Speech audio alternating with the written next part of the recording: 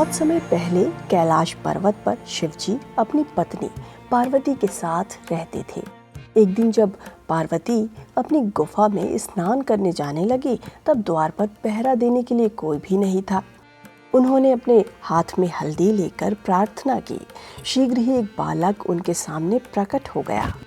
बालक ने पार्वती के चरण स्पर्श किए। पार्वती ने उसका नाम गणेश रखा। पार्वती ने गणेश से कहा, पुत्र, मैं स्नान के लिए जा रही हूँ। गुफा के द्वार की रक्षा करना और किसी को भी भीतर न आने देना। गणेश ने उनकी आज्ञा का पालन किया। कई दिन इसी प्रकार व्यतीत हुए। गणेश लड्डू खाते और आराम से सोते। कुछ दिनों बाद शिवजी लौटे। शिवजी और गणेश दोनों एक दूसरे को नहीं जानते थे। गणेश ने उन्हें द्वार पर रोका और कहा, क्षमा करें, आप भीतर नहीं जा सकते। शिवजी क्रोधित और अचंभित भी थे। एक अनजान बालक उन्हें उनके ही घर में प्रवेश करने से रोक रहा था। उन्होंने कहा, हे बालक, किनारे हटो, ये मेरा घर है। गणेश ने कहा, नहीं, मैं आपको भीतर नहीं जाने दूंगा। ये मेरी माँ का घर है, आप कृपा कर चले जाएं। अपने अनादर से शिवजी अत्यंत क्रोधित हो उठे। उन्होंने अपना त्रिशूल लेकर बालक का सिर धड़ से अलग कर दिया।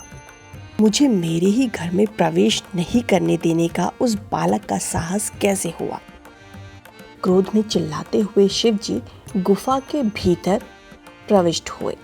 ये सुनकर पार्वती द्वार की ओर भागी आईं। उन्होंने गणेश का सिर और धड़ अलग अलग भूमि पर पड़ा देखा। वो आश्चर्यचकित रह गईं। पार्वती के क्रोध की सीमा न रही। उन्होंने विलाप करते हुए कहा, महादेव, अपने ही पुत्र का ये हाल आपने कैसे कर दिया?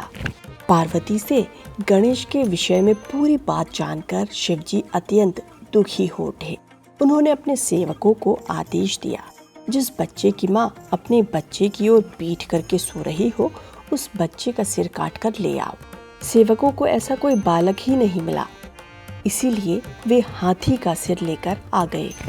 शिवजी ने हाथी का सिर गणेश के शरीर पर लगा दिया और उसे जीवन दान दे दिया, किंतु पार्वती संतुष्ट नहीं हुई।